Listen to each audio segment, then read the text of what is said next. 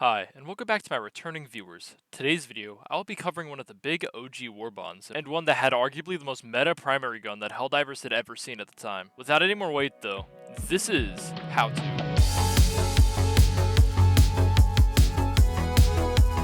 To kick things off, page 1 gives us the Sickle, the most useless booster ever, and the EX-03 prototype armor set. Page 2 grabs us the extremely underrated Punisher Plasma, Stun Grenade, and the EX-16 prototype armor set. Man, these names are fucking long. Lastly, page 3 gives us the Blitzer, another underrated weapon, the EX-00 prototype armor set. Also the daggers here, but it's useless. I'm not even gonna bother talking about this piece of shit. Oh, and before we get out of here, here's a closer look at the armor.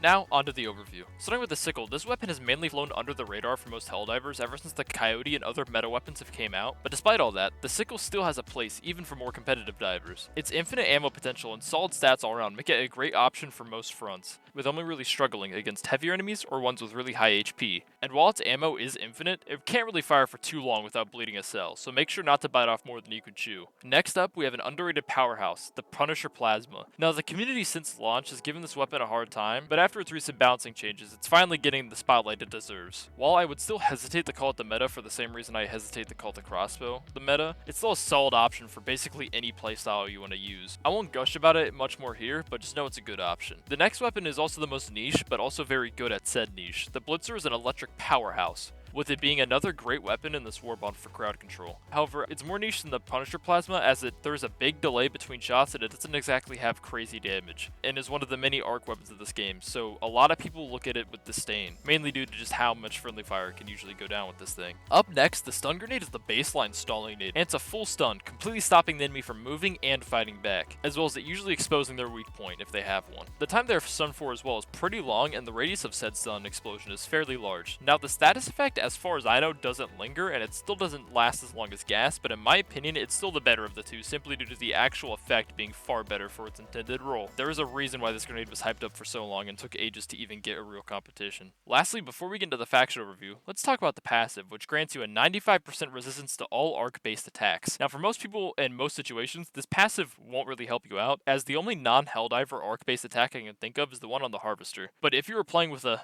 certain playstyle in mind, then it can be your best friend, and maybe your teammate's worst nightmare. That playstyle, of course, is zap anything within a 100-meter radius of myself, both on purpose and on accident, and just pray that it works out, which surprisingly can work extremely well against lighter enemies and more chaff-based factions. But like I said, outside of this specific playstyle, this armor gets you really nowhere. Finally, let's discuss the factions.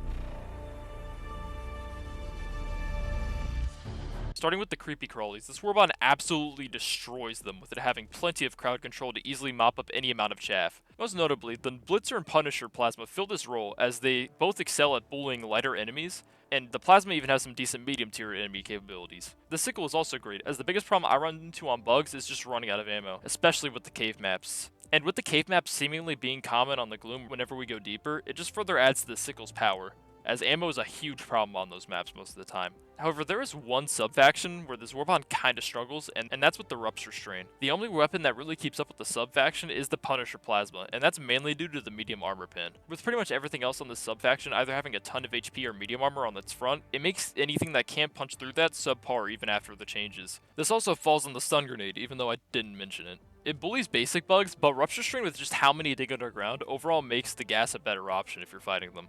And yes, if you have no problem with murdering your entire team along with everything else, the full arc loadout is amazing on this front. 4.5 out of 5.